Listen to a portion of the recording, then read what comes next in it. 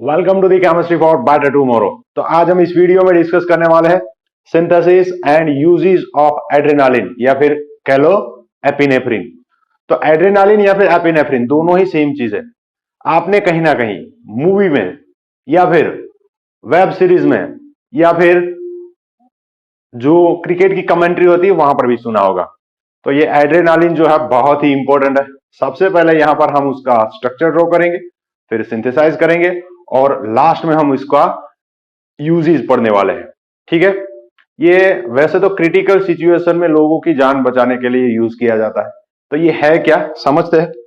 सबसे पहले मैं यहां पर स्ट्रक्चर ड्रॉ कर रहा हूं।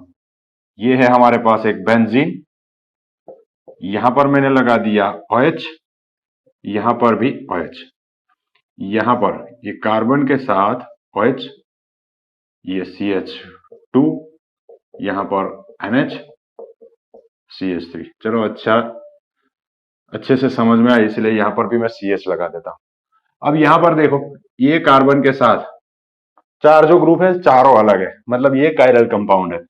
और एड्रेनालिन जो है ये नेचुरली अकरिंग कंपाउंड है, नेचुरली अकरिंग कंपाउंड है।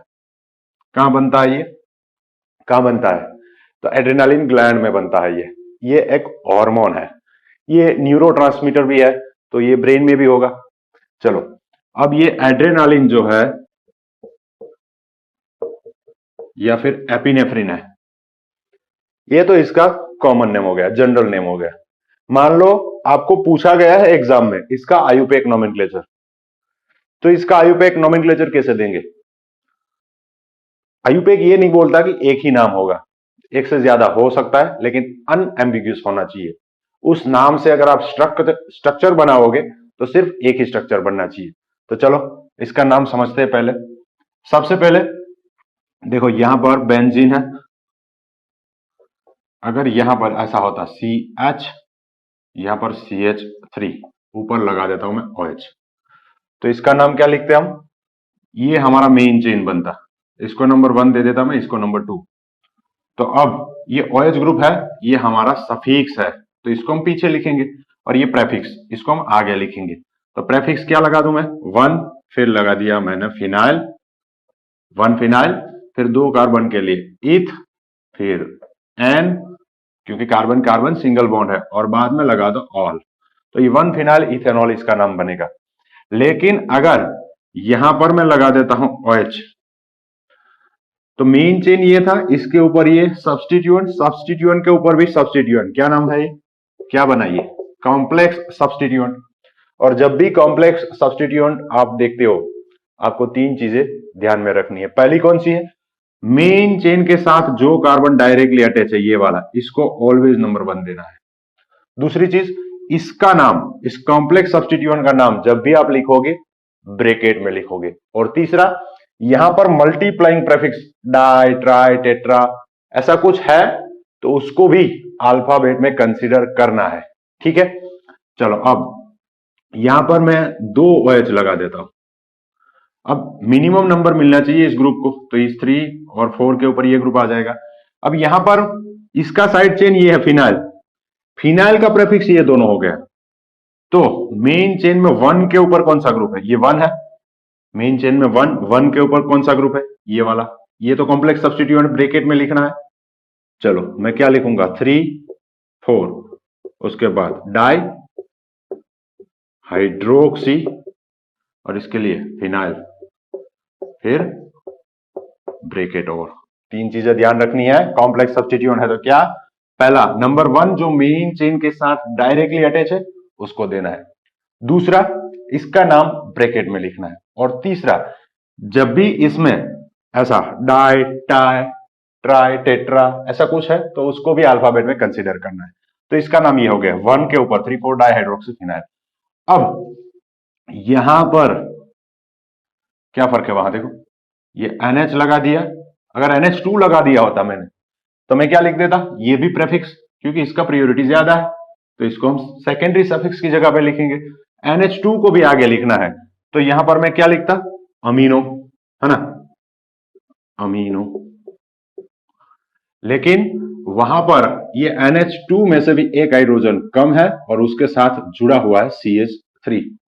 तो ये नाइट्रोजन के साथ जो अटैच है, ये प्रेफिक्स था हमारा, प्रेफिक्स के ऊपर प्रेफिक्स क्या बन गया, कॉम्प्लेक्स सब्स्टिट्यूएंट है वो भी। तो ये अमीनो के आगे मैं क्या लिख दूंगा, मिथाइल। इसको भी मैं कहां पर लिखूंगा, ब्रैकेट में। ये पूरा ग्रुप मेन चेन में कहां पर अटैच है, 2 के ऊपर। तो ये 2 के आगे लिख दिया मैंने 2 मिथाइल अमीनो, 1 के आगे ये लिख दिया। अब ये स्टार्ट कहां से हो रहा है, M से। ये स्टार्ट कहां से हो रहा है, D से, है ना। इसका जो पहला लेटर होता है उसी को आपको अल्फाबेट में कंसीडर करना है। तो अब इसका नाम क्या बनेगा, पहले ये लिखना है, फिर ये लिखना है, उसके बाद इसमें 2 कार्बन है और लास्ट में ऑल। तो लिखो पहले ये D और M, ये पहले आएगा। तो इसका आयुपेक नोमेनक्लेचर ये बनेगा 1, फिर ब्रैकेट में लिख दो 3 4 di hydroxy phenyl bracket over. उसके बाद 2 के ऊपर 2, उसके बाद 2 ब्रैकेट में methyl amino, methyl amino bracket over. 2 carbon के लिए इथ carbon carbon single bond N और 1 के ऊपर OH, तो ऑल, 1 ऑल लिख दो या डायरेक्ट ऑल लिख दो, कोई फर्क नहीं पड़ता। तो ये इसका नाम बन सकता है। दूसरा एक नाम और भी दिया गया है, विकिपीडिया से आप सर्च करके देख लो, क्योंकि अगर वो भी हम डिस्कस करेंगे तो वीडियो लंबा हो जाएगा। वो भी सिंपल है, वैसे भी आप नाम दे सकते हो। चलो, तो ऐसे भी आपको पूछ सकते हैं, give synthesis of 1 bracket 3,4 dihydroxy phenyl 2 methyl amino ethanol. ठीक है, चलो अब ये मॉलिक्यूल हमें सिंथेसाइज करना है, बिल्कुल ही सिंपल है। चलो यहां से मैं स्टार्ट कर रहा हूं सिंथेसिस।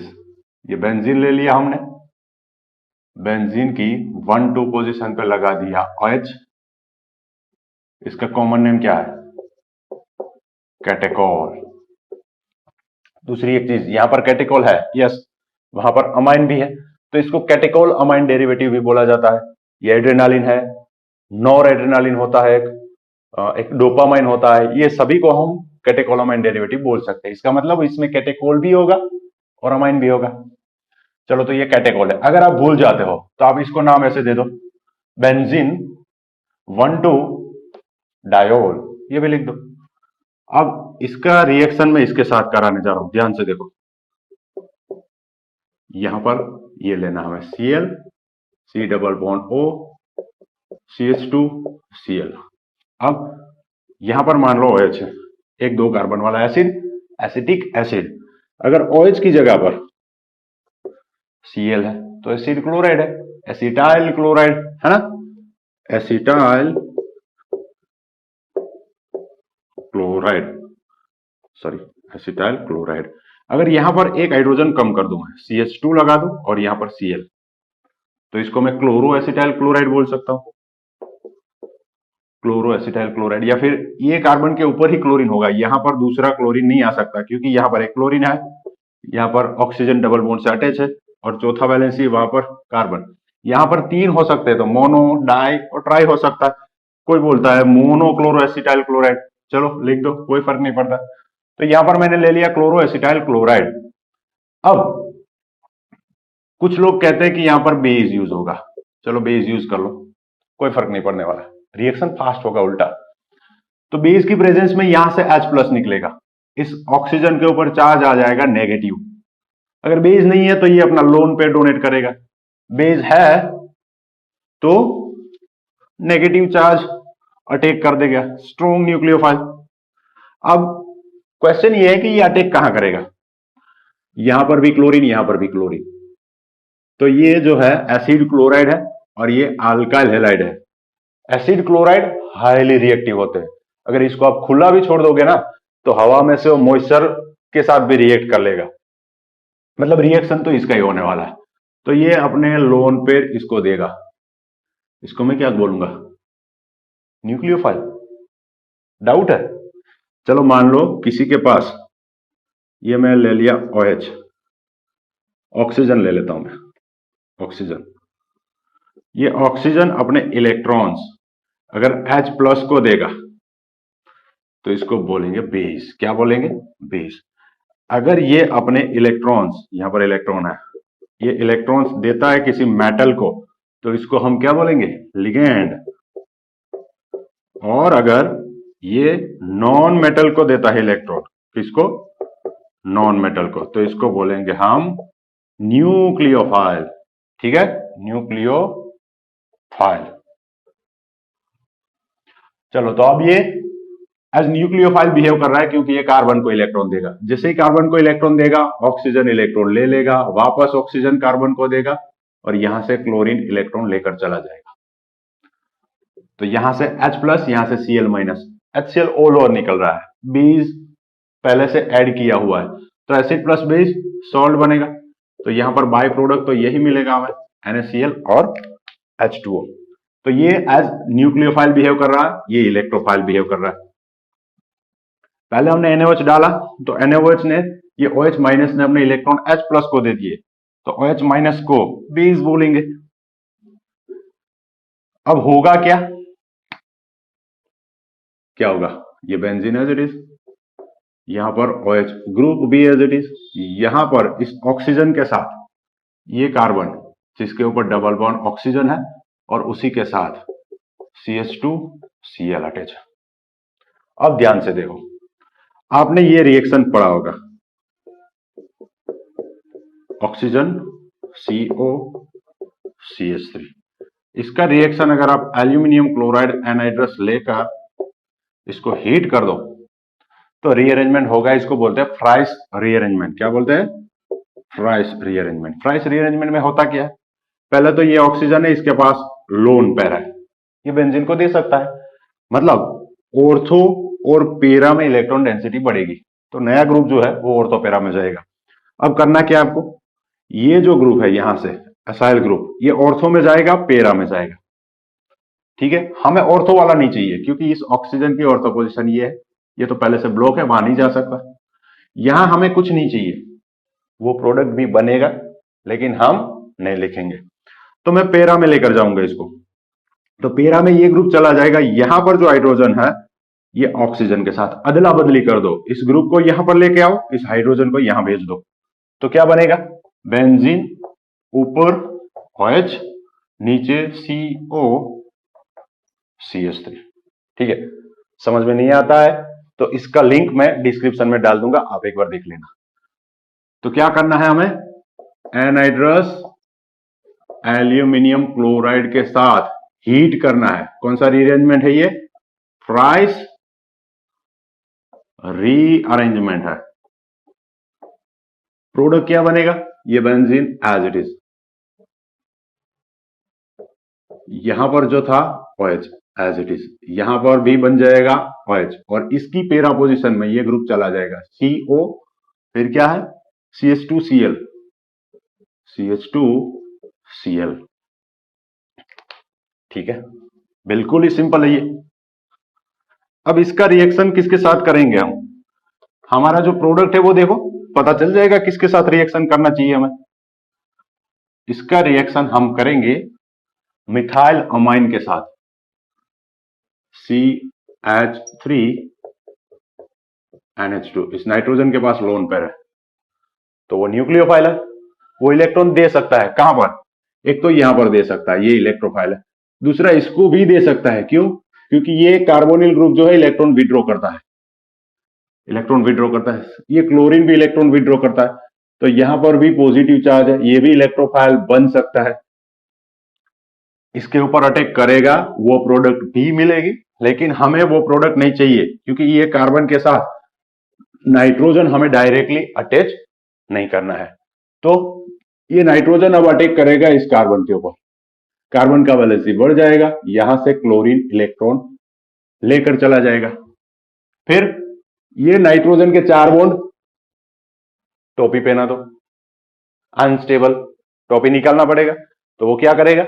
H प्लस से इलेक्ट्रॉन ले लेगा, तो यहां से H प्लस, यहां से Cl माइनस, ऑल ओवर क्या निकलेगा? HCl। प्रोडक्ट क्या बनेगा? ध्यान से देखो, ये बेंजीन, यहां पर OH, यहां पर भी OH, यहां पर कार्बोनिल ग्रुप, यहां पर CH2, यहां पर NH, यहां पर CH3। ये दोनों में देखो कितना फर्क है, थोड़ा सा। वहां पर OH है, यहां पर कीटोन है। कीटोन है तो पीछे क्या लगाना है, ऑन। तो ये है एड्रेनालोन, एड्रेनालोन, एलोन, ठीक है। तो इनमें से हमें वो बनाना है, कीटोन में से अल्कोहल बनाना है। क्या करेंगे हम, रिडक्शन। चलो मैं यहां पर palladium on carbon plus hydrogen gas ले लेता हूं। ये है क्या, पैलेडियम हाईली रिएक्टिव मेटल है। अगर वो हवा में आप खुला छोड़ दोगे, एकदम ड्राई कर दोगे, तो ऑक्सीजन के साथ रिएक्ट करने के बाद वो आग लग जाता है। तो हम उसको मिक्स कर देते हैं चारकोल के साथ, कार्बन पाउडर के साथ। तो 5% पैलेडियम मतलब 95% कार्बन, 10%, 20% ऐसे अवेलेबल होता है, और साथ में हाइड्रोजन गैस लगा देंगे तो इसका रिडक्शन होगा। रिडक्शन होने के बाद कीटोन में से क्या बन जाएगा, अल्कोहल। तो ये OH, ये OH, यहां पर ये CH, ऊपर OH, ये CH2, NH, CH3। ये क्या है, एड्रेनालिन। तो ये जो एड्रेनालिन है, यहां पर मैंने ऐसा क्या है, वेज, ये मेरी तरफ है OH ग्रुप, ये मेरी तरफ है। तो ये L आइसोमर है, और नेचुरली अकरिंग जो एड्रेनालिन है वो L आइसोमर होता है, और प्रैक्टिकली अगर आप देखोगे तो वो लीवो रोटेटरी होगा। यहां पर जो एड्रेनालिन बना, ये कायरल कार्बन बना। कायरल कार्बन बना तो इसमें 50% क्या होगा, डेक्स्ट्रो। 50% क्या होगा, लीवो। तो ये 50-50% है, प्लस और माइनस, या फिर कह दो ऐसे लिख दो, कैपिटल D और साथ में L, 50% हो। या फिर ऐसा भी लिख सकते हो आप, RS, मतलब 50-50% है। तो ये 50-50% जो एड्रेनालिन बना, क्या बोलेंगे उसको, रेसेमिक मिक्सर, ठीक है। तो ये एड्रेनालिन जो बना, ये रेसेमिक मिक्सर है हमारा। अब रेसेमिक मिक्सर में से हमें अगर ये बनाना है तो हमें इसको आइसोलेट करना पड़ेगा, दोनों को सेपरेट करना पड़ेगा। तो इन दोनों को सेपरेट करने के लिए ये इनांशियोमर है, एक R है, एक S है, एक D है, दूसरा L है, या फिर एक डेक्स्ट्रो है, एक लीवो है। फिर से एक बात, इन तीनों के बीच कोई रिलेशन नहीं है। मतलब यहां मैंने लिखा कैपिटल L या माइनस, तो ऑलवेज ऐसा होगा ये जरूरी नहीं है। कुछ कंपाउंड होंगे जो L है और डेक्स्ट्रो भी हो सकते हैं। यहां पर R के साथ लीवो है, कुछ मॉलिक्यूल में R के साथ डेक्स्ट्रो भी हो सकता है। मतलब इन तीनों के बीच में कोई रिलेशन नहीं है। अब इक्विमोलर मिक्सर है इनांशियोमर का। इनांशियोमर आपको पता होगा, इनांशियोमर की सभी फिजिकल प्रॉपर्टीज सेम होती है एक्सेप्ट ऑप्टिकल रोटेशन। जब आप उसमें से प्लेन पोलराइज लाइट पास करोगे तो या तो वो डेक्स्ट्रो या लीवो मिलेगा, बस ये एक ही फिजिकल प्रॉपर्टी अलग होती है, बाकी सब same. Viscosity, refractive index, solubility, melting point, boiling point, ये सभी सेम होगा। अगर सेपरेट करना है तो उसकी फिजिकल प्रॉपर्टी अलग होनी चाहिए। तो हम क्या करेंगे, ये इनांशियोमर को पहले कन्वर्ट करेंगे डायस्टीरियोमर में। जैसे ही डायस्टीरियोमर बन जाएगा, फिजिकल प्रॉपर्टीज अलग हो जाएगी, हम उसको सेपरेट कर सकते हैं, और हमें जो चाहिए वो आइसोमर ले सकते हैं। तो ये आप स्टीरियो केमिस्ट्री में पढ़ चुके होंगे। इस इनांशियोमर को रिएक्शन, इसका रिएक्शन करते हैं D टार्टरिक एसिड के साथ, टार्टरिक एसिड के साथ। तो इसका डायस्टीरियोमर बनेगा पहले, फिर सेपरेट करेंगे, फिर वो जो डायस्टीरियोमर है उसमें से हम फिर से इनांशियोमर बना देंगे। तो ये हमारा सेपरेशन हो गया। सेपरेट करते हैं, ये रेसेमिक मिक्सर था, रेसेमिक मिक्सर में से इनांशियोमर को सेपरेट करना है तो उसको बोला जाता है रिजोल्यूशन। क्या बोला जाएगा, रिजोल्यूशन। तो ये रिजोल्यूशन कर दिया हमने और ये प्रोडक्ट बना दिया नेचुरली अकरिंग। हो सकता है आपको समझ में ना आए, तो आप एक बार ये रिजोल्यूशन क्या है, कैसे किया जाता है, ध्यान से पढ़ लो, समझ में आ जाएगा। अब इसके यूजेस डिस्कस करने हमें, यूजेस। तो यूजेस में सबसे पहले मैं लिख देता हूं फाइट एंड फ्लाइट रिस्पॉन्स, सुना होगा आपने ये, fight and flight response. Fight मतलब लड़ना है, फ्लाइट मतलब आपको भागना है। थोड़ी देर के लिए मान लो आप जंगल में कहीं पर गए हो, जंगल में शेर आ गया या फिर उसके साथ कीड़े भी आ गए, एकदम अगर वो काट लेगा तो आपकी डेथ भी हो सकती है, ऐसे कीड़े, जहरीले कीड़े आ गए।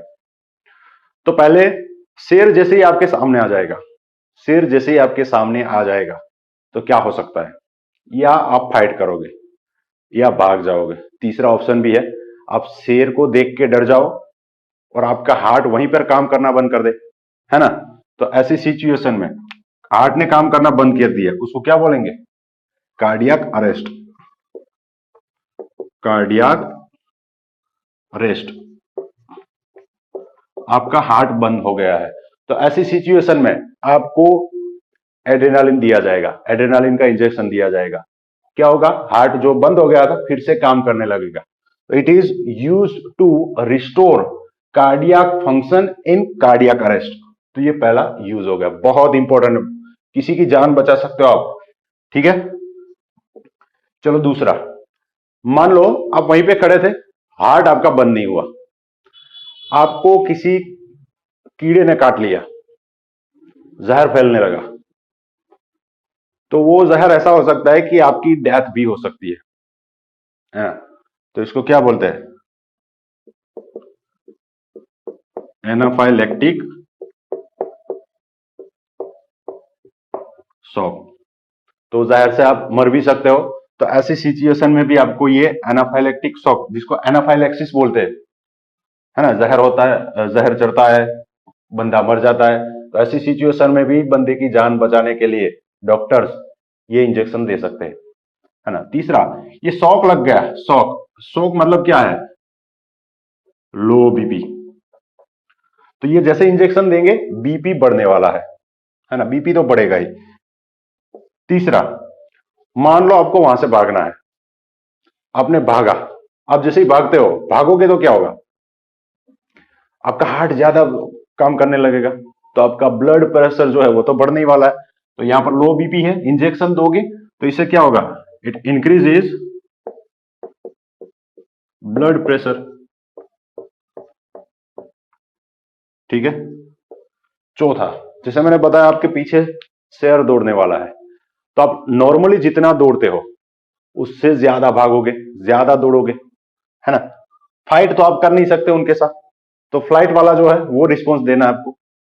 आपको भागना है, ज्यादा ताकत लगाकर दौड़ोगे आप, तो ये ज्यादा ताकत मिलेगी कहां से आपको, तो आपके अंदर जो एड्रेनालिन होगा वो बॉडी को कमांड देगा। आपके लीवर में जो ग्लाइकोजन पड़ा होगा, ग्लाइकोजन क्या है, कुछ नहीं, कार्बोहाइड्रेट स्टोरेज फॉर्म में है, वहां पर कार्बोहाइड्रेट को स्टोर किया गया है। तो अभी एड्रेनालिन बोलेगा, क्या बोलेगा, कि जो ग्लाइकोजन है उसमें से बॉडी को कार्बोहाइड्रेट दे दो, क्योंकि कार्बोहाइड्रेट से ही बॉडी को एनर्जी फटाफट मिलती है। तो अब जो कार्बोहाइड्रेट है वो कार्बोहाइड्रेट को क्या करना है, कट कट कट काट देना है, और उसमें से क्या बनाना है, ग्लूकोज, कार्बोहाइड्रेट। तो कार्बोहाइड्रेट बनाना है ग्लाइकोजन में से, तो ग्लाइकोजन जो है उसका बॉन्ड हम ब्रेक करते हैं, उसी को बोलते हैं ग्लाइकोजिनोलिसिस। तो ग्लाइकोजिनोलिसिस होगा, बॉडी को कार्बोहाइड्रेट मिलेगा, बॉडी ज्यादा भाग सकता है, ठीक है। दूसरा, जब आप फास्टिंग करते हो, उपवास करते हो, तब भी आपके बॉडी को आप कार्बोहाइड्रेट नहीं दोगे या फिर खाना नहीं दोगे, तब भी यहां पर जो स्टोरेज फॉर्म में है कार्बोहाइड्रेट, ग्लाइकोजन के फॉर्म में आपके ब्लड में या फिर लीवर में, तो वहां से आपके बॉडी को एनर्जी मिलता रहेगा और आपका जो शुगर लेवल है वो मेंटेन होगा, ठीक है। तो ये सबसे इंपॉर्टेंट इसके यूजेस है। इसके अलावा आपने सुना होगा जब ऑपरेशन करते हैं तब एनेस्थेसिया दिया जाता है। दो तरह का एनेस्थेसिया होता है, एक जनरल एनेस्थेसिया, मतलब बंदे को पूरा बेहोश किया जाता है और ऑपरेशन किया जाता है। दूसरा जो होता है वो लोकल एनेस्थेसिया होता है, या फिर जिसको रीजियोनल एनेस्थेसिया भी बोलते हैं। किसी पर्टिकुलर पार्ट में, मान लो यहां पर कोई सर्जरी करनी है तो सिर्फ यहां पर एनेस्थेसिया दिया जाएगा, जिसको हम क्या बोलेंगे, लोकल एनेस्थेसिया या रीजियोनल एनेस्थेसिया। तो ये जो होता है, ये इसका एब्सॉर्प्शन जो होता है उसको डिले करता है। It delays absorption of local anaesthetic. ठीक है, 5 यूज हो गए। यूज नंबर 6, किसी को अस्थमा है ना, ट्रीटमेंट चल रही है, वो ट्रीटमेंट लागू नहीं होती, तब डॉक्टर ये भी यूज कर सकते हैं क्रिटिकल सिचुएशन में। तो it is used in asthma where other treatments are ineffective. Last one,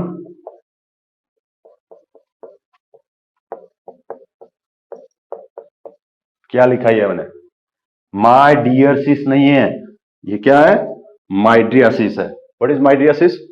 it is widening of pupil of eye. तो हमारी जो प्यूपिल है उसके वाइडनिंग के माइड्रियासिस बोलते हैं। ये कौन यूज करेगा?